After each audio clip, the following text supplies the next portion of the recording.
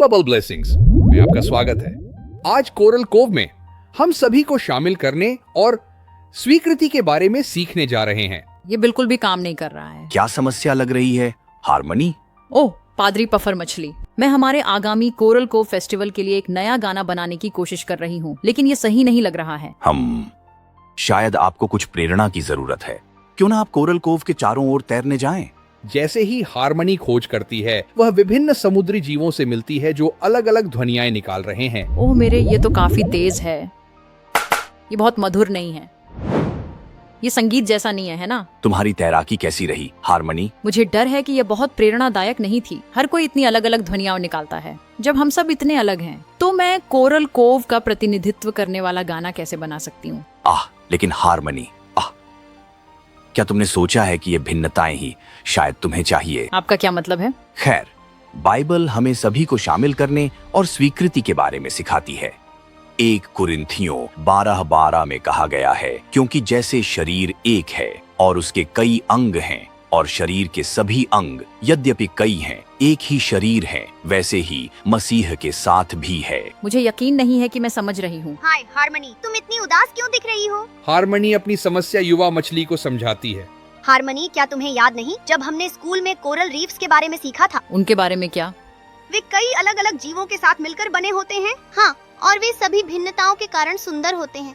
ओह, मुझे लगता है कि अब मैं समझ गई हूँ। बिल्कुल सही हारमनी। भगवान ने हम में से प्रत्येक को अनोखा बनाया है, लेकिन हम सभी उनकी रचना का हिस्सा हैं। हर किसी की भिन्नताओं को स्वीकार करना और शामिल करना ही हमारे समुदाय को विशेष बनाता है। मुझे समझ में आ गया। मैं एक गाना बनाऊंगी जिसमें हर किसी की अनोखी ध्वनियाँ शामिल होंगी। बबल्स, क्या तुम मुझे एक लंबा नीचा सुर दे सकते हो? बिल्कुल सही। ऑक्टो, तुम्हारा चट्टानों पर ताल शानदार। और क्लाउन फिश, क्या तुम 3 की गिनती पर स्विच कर सकते हो? सब कुछ एक साथ आ रहा है। हारमनी, तुमने सभी को शामिल करके कुछ वास्तव में विशेष बनाया है।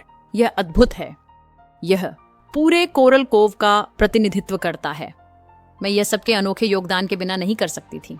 मैंने सीखा है कि हमारी भिन्नताएं हमें विभाजित नहीं करती, वे हमें एक साथ मजबूत और अधिक सुंदर बनाती हैं। कोरल कोव में हम सब अलग अलग हैं, पर मिलकर बनाते हैं एक सुंदर राग समान।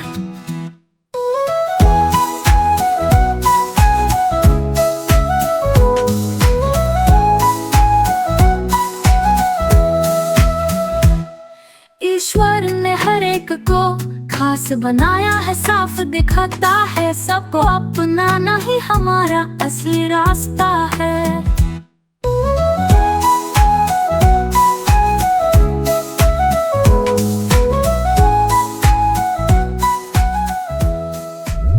इस तरह हारमनी और कोरल कोव में उसके सभी दोस्तों ने समावेशिता और स्वीकृति के बारे में एक महत्वपूर्ण सबक सीखा।